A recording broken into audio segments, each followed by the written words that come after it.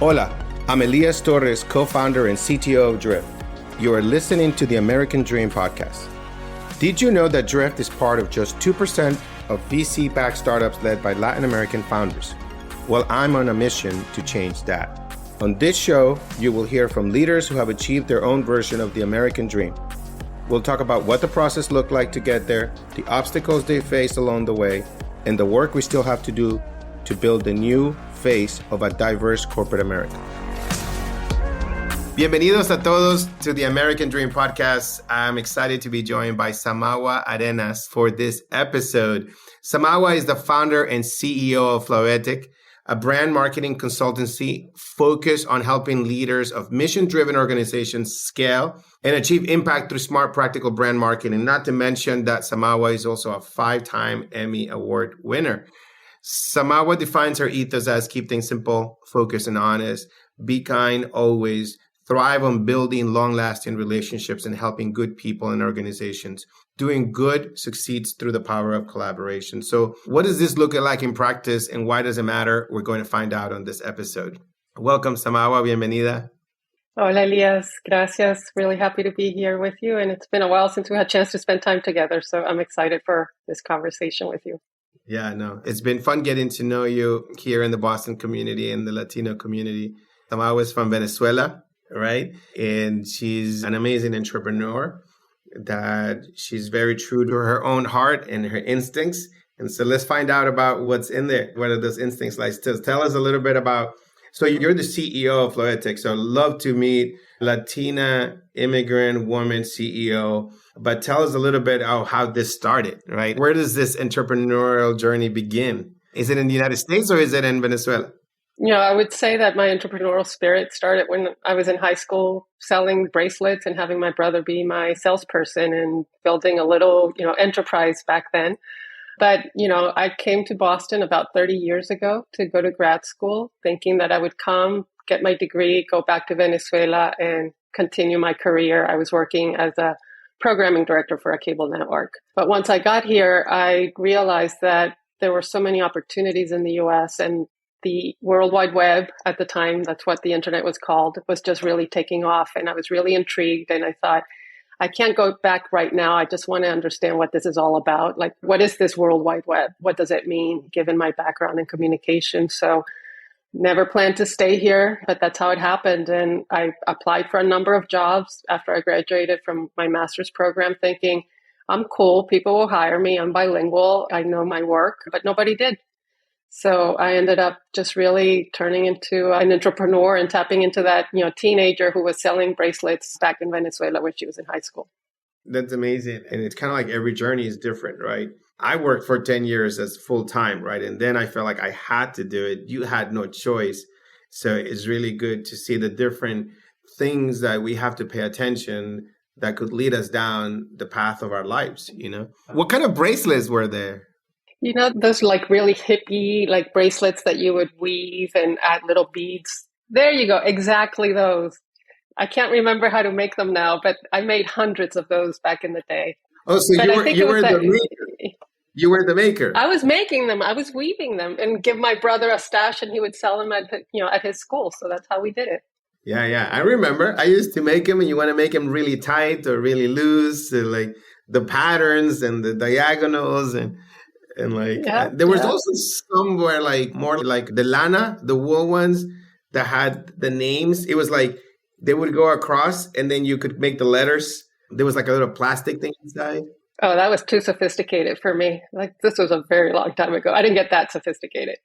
I didn't get sophisticated. I did some of those, but my entrepreneurial, I sold mangoes. So you were more advanced than me. I cut the mangoes from the tree and I just sold them in the neighborhood. That's all it takes. That's how I started with, before computers. So you came to study. What was the situation in Venezuela? And how does that compare to now? Well, it was 1994. So going back 30 years, that's a long time. And things were just starting to shift. Government was shifting and things were pretty stable. So in my view, I had a really good job. I thought I'll do my degree, come back and continue in that career. But when I graduated, and like I said, I was curious about the internet and what that could lead to, I decided that I had to stay and explore it more just to get to know what the opportunities were. And in hindsight was the right thing, because after all these years, Venezuela's economy has collapsed and the situation there is really difficult. And my parents are still there. Both of my mom and dad and my sister and my nephew live in Venezuela. So now that I live here, I've been able to help and support my family from afar. Had I gone back, I don't think I would have had the opportunities to thrive the way I've been able to thrive and then be a support system for them. So, it was the right decision at the right time, even though it meant living away from my family and just establishing myself here in the US. Yeah, I think that that's a very powerful thing. In my case, I felt like I came here and I had no ties back to my country, right? I disconnected and never went back. I came in 1993, December 5th, I think it was. And I think that you have that, right? That's something that we as immigrants have to appreciate every single aspect of our lives, because that's what molds us or gives us the energy. And you, all this time, having your family there must ground you and must give you such a motivation. I was talking to a young Latina yesterday that she's trying to figure out whether to go in the entrepreneurial route. And she was like, well, it might kill me. It might not be for everybody. And I said, stop it. Like, what about our immigrant parents? What about the first generations? What are those people that had to clean the offices or pick the fruit in the field? Like, we got to go. We got to go. This is not going to kill us, right? And so you have your family reminding you how tough it is back home, right? Yeah. And being an entrepreneur is like, jumping out of an airplane without a parachute and figuring it out as you go. And, you just got to take the leap and take a leap of faith and believe that you can do it and not be cocky about it, but just be, confident that you can strive when you think about all the people around you that you can tap in for support. Yeah, no, I think speaking of, I like that. And I think I've done that. But usually we talk about, we're entrepreneurs flying a plane and changing the engine mid-flight, while it's flying. This other one's a little bit more drastic, like you're jumping without a parachute. Well, I mean, that was my case, right? I became an entrepreneur because I couldn't find a full-time job. I didn't know how to become an entrepreneur in Boston. I had no connections, no network, nobody really. But I tried a bunch of things. I failed. Here's an interesting story. I launched a pay-per-view movie service called Eurocinema in 1997. And I was streaming art house films online, renting them for $2.95, buying rights for movies from Europe so that I could stream them online. And I had two guys I was working with. And the Boston Globe interviewed me and said, who's ever going to watch a movie on their computer? Like, that's just never going to work. And this was before there was Hulu, Netflix, any e-commerce platform. And of course, we failed because we were way ahead of the time. But all of that taught me that, even if your idea feels like it's way out there, try it, pursue it. And if you fail, it's not the worst thing in the world. And that's what led me to Argus, the company I ran for 20 years. So it's like the path is never a straight path, at least not in my experience. But you have to be open to possibility everywhere and find that possibility, when it's right in front of you. Yeah, this is amazing. I'm going to send this podcast to a friend of mine. I was talking to someone I've been mentoring that started a company, and he's like stuck, right? And like, what should be the next step? Because he's not quite sure. And I'm like, you got to do something. You got to try it. You got to launch it. And I think what you did there, it's like you had no idea if it was going to work, but boy, was it right on the money, right? And it's like of like streaming videos, getting rights, and you went and got those things, right? Like, I don't even know how to get the rights of a thing, right? But you figured all that out and you did it and you launched it. And it was not a failure because it led you to start something else. So tell me about your company. You started a company, Argus, called Think Argus Now. What was that like? VC, bootstrap, client supported, your own money, sleeping in the couch, garages. What's the story there? Well, the story is that I met a guy who was a graphic designer, and he was thinking of starting a graphic design studio. And this was after Eurocinema was just shutting down. And we started thinking, like, what about if we, collaborate? So he was creative. I was more on the management side of things at that point, I thought. And so 20 years of working really hard, bootstrapped. We didn't really have any VC or investor money. There were no accelerators or incubators back then, so you really had to figure it out on your own. And, slowly, gradually, we built our business around the quality of our work. And for us, it was really important because he's Argentinian, I'm Venezuelan. We were two foreigners building a company with English as our second language. So even like making sure that our grammar was right when we sent out emails, making sure that we didn't have any typos as we were, putting things together, because we felt like we were being scrutinized more heavily just by virtue of being Latinos with English as a second language. But we were also very clear we didn't want to be hired because we were a Latino-owned company, right? So somebody could check off the box and say, hey, we hired an MBE and, that's fine. So that was really like the impetus of making sure that our work was top notch, that we had great quality, and that we, clients would want to refer us to others. And that just helped us build the business. And most of our initial clients were in the government space, so doing a lot of work in public health, which sort of got me on that path of healthcare, public health work, and mission-based work that I'm so passionate about. It is wonderful to hear, right? I mean, I got to give you there's so many different perspectives. My perspective when I came here was like, get a job at McDonald's or get a job at the post office. And you were like, we have to win by our quality of our works to these clients and we're going to charge our money. And like, I commend you for that because you were like so much farther ahead. Like I was focused on like, get a job in this country. You know what I mean? It was, which put me down the path to get a job. I got a job at IBM, right? It's like, yeah. Yeah. And I think that's what I mean when you seize opportunity everywhere. It's like, that's where you started. That's where you find your path and what I call flow and just go with it. Flowetik. I like it. Poetic. And yeah, I know it. And you being able to spot those trends, right? Not everybody understood the web at that time. I remember in college forcing everybody to use email and to go into the library and log in into the terminal. And they were like, why? Just leave me a voicemail. Leave me a voicemail. Just call me on the phone. Well, you'll appreciate this because literally after I graduated from my master's program, I got together with a couple of designers to sell website design services back in 97. And we were like, of course, you have to have a website. Why not? And nobody would buy. People were like, why would I need a website? What's that going to do for my business, for my organization? Like, we just don't believe in that. So obviously we just couldn't make it work. But it's just in hindsight, when you think about it, all the different things that give you signals that, there's something here and people ignore it. And then you realize, oh, we just missed an opportunity. So that's why I'm always really anxious for, young people who are starting off, like, don't say no out of the gate, right? Like, just be open and think about, what are the possibilities and what can you make out of whatever circumstances you're dealing with.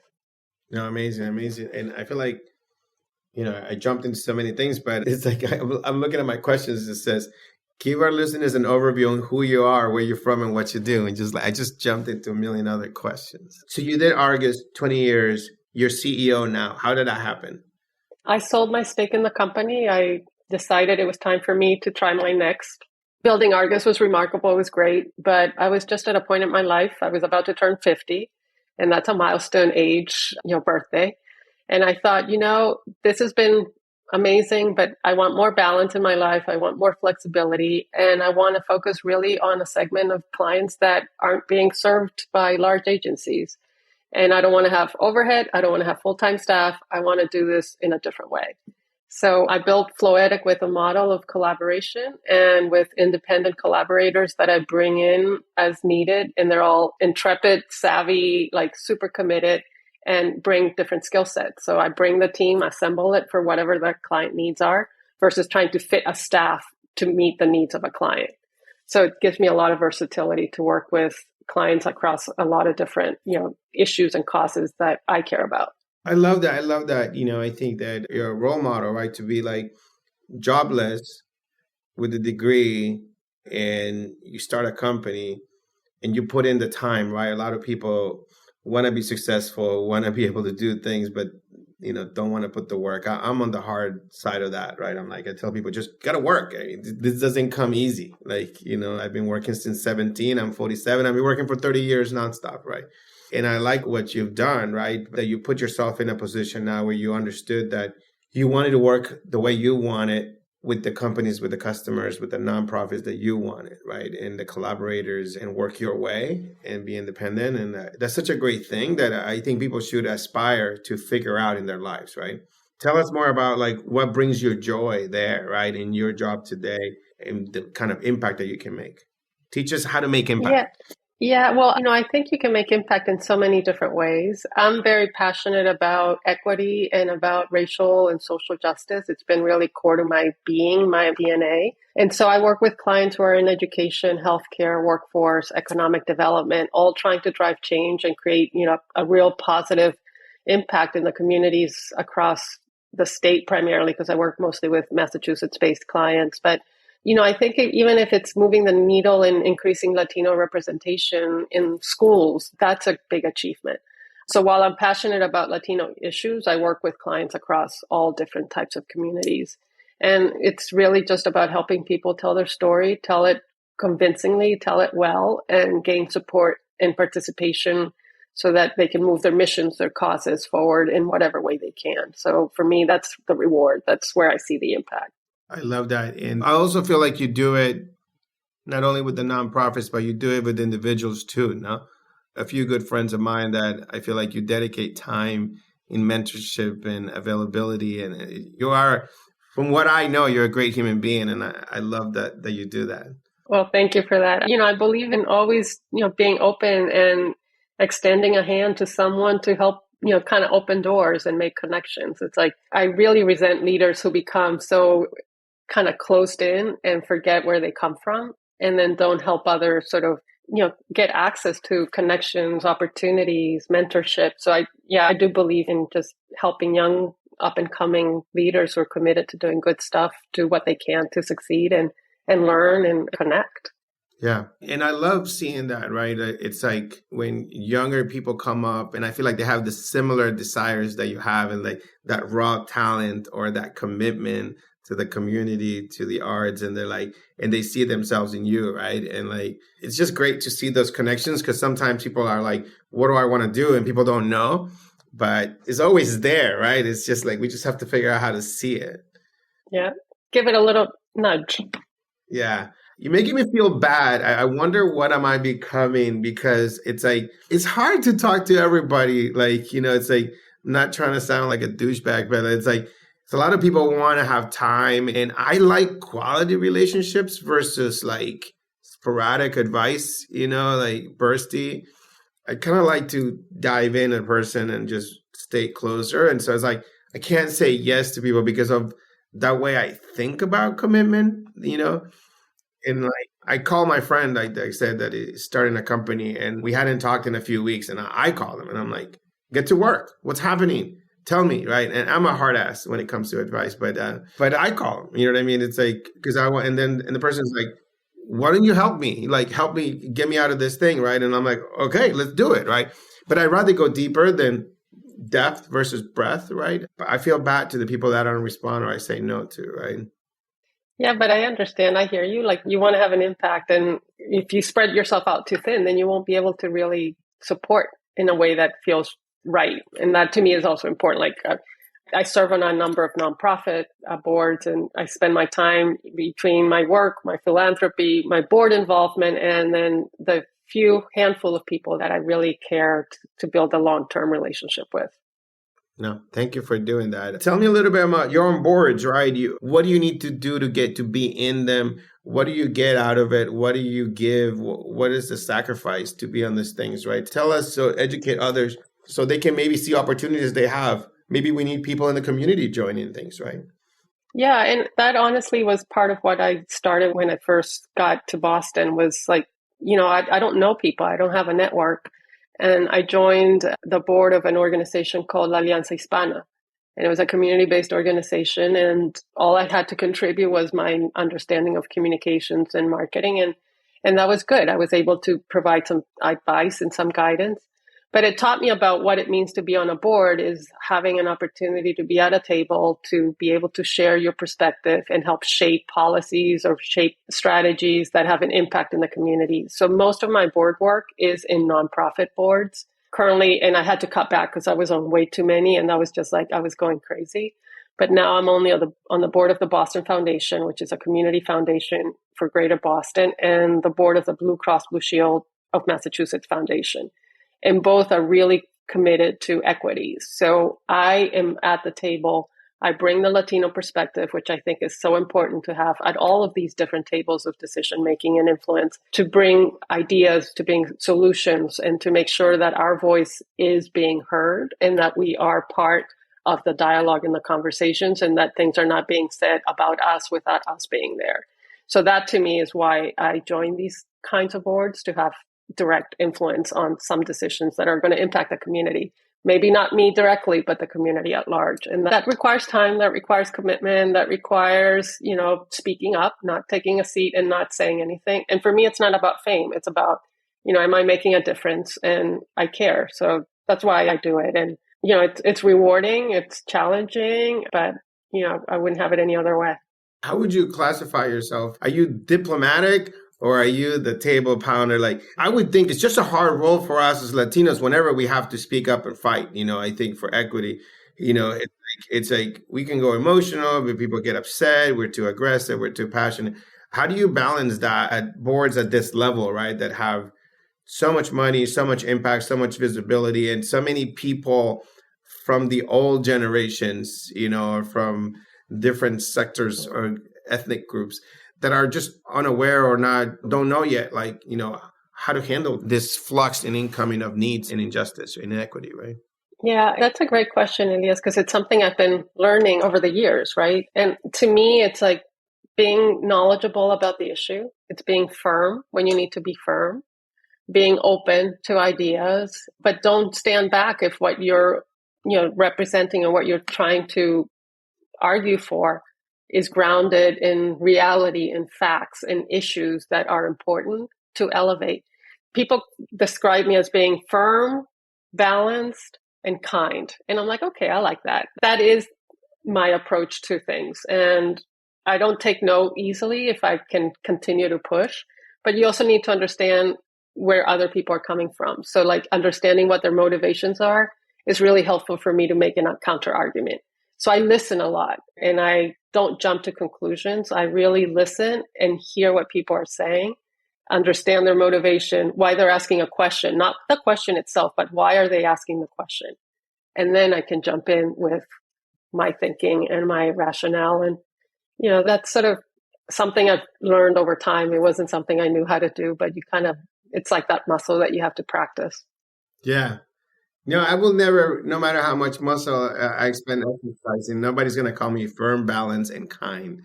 They're giving me other words. Definitely, I don't know about the kind one or polite. I can see it, though. I can see it in you. Those are definitely three great attributes, right? And it's good to have you there. And you're committing time that it's a lot of time, that takes you away from family and from work and from life. But I appreciate more and more I get to interact with people doing this stuff because I kind of like been on the for-profit aspect of things. I just work. I'm a workaholic, right? And watch people give their time and sacrifice their time for the community. As I've learned in this podcast and people I'm getting to know in organizations, it just teaches me so much. And I respect it and I appreciate it. What does Zamawa do outside? I mean, like outside of work, outside of all this stuff, right? Well, I'm now involved in another initiative that I'm really excited about. And this is another one of my philanthropic volunteer things, which is launching a statewide coalition of Latino leaders to advocate for Latino representation and economic empowerment for our community in Massachusetts. And I got to name it Unidos in Power. And it's really about the strength we have as a Latino community in terms of our representation, our potential, our numbers, our youth, and really driving that message so that all the work that I've been doing all these years kind of coalesces around this idea of like, let's unite, let's come together and really advocate for the community as a unified force. A lot of us have been doing it independently, all by ourselves, sometimes being the only one in a room, the only one at a table. But just imagine the strength of all these voices coming together and advocating on issues that are important to the community, whether it's education or healthcare or workforce development. So I'm excited about that. We're just starting and trying to build this coalition. So that's one of my volunteer things. But then I also like to practice yoga. I became an abuela, Elias. I'm a grandmother. So I Wow. have a little grandson who's 16 months old, and that brings me so much joy. So, it's all the heavy stuff that you deal with to try to make a difference in the world. And then you cuddle up and snuggle up with a little baby, and he's your grandson, and that's magical. Wow.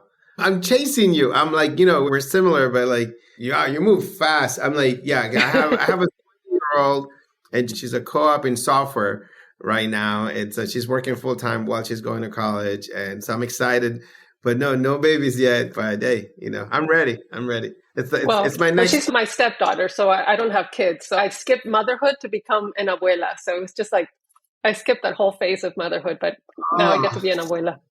so good. So good. I cannot wait to be like, I wish I could have skipped that. It's like, well, it was it was yeah, three of them. No, I love that. So tell me about Unidos Empowered. What does success look like? What are examples where you can see this power unify, like making an impact? I mean, what do you want to change? Well, we're starting and we're building, and part of this is building trust within other community leaders. There's 12 of us on the founding steering committee representing different age groups, sectors, and Boston and Western Massachusetts. But we know we need to increase more representation around age and race and have a really representative steering committee that can help address some of the issues. But success would look like if there's a piece of legislature or if there's an issue that's affecting the community, that we can rally together as a coalition and push and advocate and call representatives, get involved, get engaged, to have our voices heard and to see our Latino community thrive and have more equitable access to healthcare, to quality education. Like that's what success looks like. But I feel like a lot of us are doing things on our own. And if we have such incredible numbers in Massachusetts, 13% of the population and growing, what we could do if we could bring our voices together and really support organizations that are doing the work on the ground and help move needles and move and create the change that everyone wants to see happen, but not feel alone and that you're fighting the uphill battle on your own. Love that. So it's to influence the government in Massachusetts, right? To help and benefit. Influence government, influence corporations, influence business, representation on all levels and really thinking about more in the advocacy and policy. This is not about providing direct service, but supporting and giving that civic muscle, putting it behind organizations that are really doing the work and doing it a unified and coordinated way that makes people pay attention and realize, oh yeah, Latinos matter, and we can't succeed in Massachusetts if Latinos don't succeed. That's I the love bottom that. line. The more muscle we can put in that, the better. I mean, it's something that I kind of like, it might be silly to say, but like, I feel like I just worked really hard always. And more recently starting to realize the power of the network. Like, I just kind of like just grinding, you know what I mean? And then you realize, wow, it's so much easier when you make a phone call. Like, I think I heard that from Nicaragua, right? Because in Nicaragua, everything is that way. You always like, have so and so call, have so and so do this, have so and so. Do you know the right person? And I kind of had that, but then when I came here, I kind of like forgot about it. And it's like meritocracy. You work, you receive. And so like, and then realize, no, it's the same everywhere, right? And we don't have the connections, right? And so especially Latinos, right? Blacks, right? They're missing that, right? That ability to influence the right person to make the call, to risk their authority and their reputation for us, right? And so I think that if I know the people, we have the top people in this organization, in the community here in Boston that are well connected. And I'm glad that you guys are working together, right? Let me know how I can help in that, because we got to have ways to short circuit this. We can't just keep working hard, because I think Latinos have been working hard for too long. Well, I mean, and Latinos are the economic engine in so many ways, right? In terms of the workforce and the age. And so we just need to unify and come together. And I do think, to your point, the network is so important, and that social capital that we don't have as immigrants when we come here. We have to earn it. We have to build it. We have to struggle for it. It's como like, rascar las paredes. You're like just trying to build whatever you can. But once you have it, then making really good use of it is so important. And I think people are ready for more collaboration, more partnership. I think the way it should be. And I'm glad to see that, there's a group of us and the group is expanding and we're all trying to do, for the same goal. Yeah, it's hard. And we need someone like you that is firm, balanced, and kind to keep the group together, because I think keeping groups together and aligned and collaborative requires a special skill set, right? It's like, I'm not good at that. I'm more like command and control, right? And so I like your collaborative aspect because, people are doing it on their own time, right? And they have a heart for it, but everybody thinks different. It's just hard to keep people, rowing in the same direction. And you all have different priorities and different times and things like that. But if there's one common value that everyone shares, let's all push towards that value. And then, there will be differences. And one of the things that we've all said is like, we have to give each other grace, right? Like you have to give each other grace. You can't be 100% every day. You can't be 100% all the time. So give each other grace. We all believe, but we have to allow the process to unfold. And so, that's been a learning for me that, that give each other grace. I think it's so important. Yeah, I love that wisdom, right? That's definitely a well of wisdom right there. It's but it's so valuable, right? I think most people don't really understand the meaning of what you said. Like it's so deep what you're saying of like in relationships and in work and collaborative and in nonprofits to just understand that people are not going to be 100% what you want them to be, and that we just have to be graceful, right? I'm learning that. I just constantly reminded that. Like I have friends that are so amazing, but they're annoying me. There's so many things that bother me, but they love me and they think about me and they care about me. And so I have to be graceful and overcome those things because yet that person loves me, right? And I should love them back. And it's something that is, it requires a lot of years of experience to get to that level of wisdom. You're unlocking level 9. Yeah, it's like your own video game, right? You just unlocked a new level. So just go through that door. Appreciate those things because before you were like, I'm like, you're not doing what I need you to do, or you're not acting the way I want to. Like, no, it's like, it's hard, right? It's like, we need to be more patient, more graceful with one another. Thank you, Zamawa. This is awesome. Thank you for taking some time telling your story. I know you're not the TikToker telling every day your story on the social medias out there. Well, thank you, Elias. It's been a pleasure to talk with you, and thank you for doing this, and thank you for everything you do. And I hope we continue to cross paths and collaborate in other things. Absolutely. And teach me to be balanced, kind, and firm, balanced, and kind. You're kind, at least from what I know. You're kind, you're firm, and you're balanced. So go for it. I don't know about balance. My partner David always says there's no such thing as balance. It's like, so one days I'm like this, one stage in our lives we're on this way, and then the other stage of our life we go the other way. It's kind of like hard to be spread thin and just be perfectly trying to do everything, right? But balance can also be how you hear and accept others and find balance in what they're doing and what they're saying. And sort of being also that mediating voice could also be a way to find balance. Look at that. We get to see the balance in action. You just balance me. Thank you so much, Zamawa. I hope people enjoyed the podcast. I hope people look up Unidos Empower, and you're in Boston and people should get involved. Or if not, create a similar initiative in their states, or in the whole country. Great. Thank you, Elias. Take care. Thanks for listening to the American Dream Podcast. Make sure to hit subscribe so you never miss when a new episode drops. If you like this episode, please leave a 6-star review wherever you listen to your podcast. And if you're interested in learning more about my American Dream mission, subscribe to my newsletter linked in the show notes.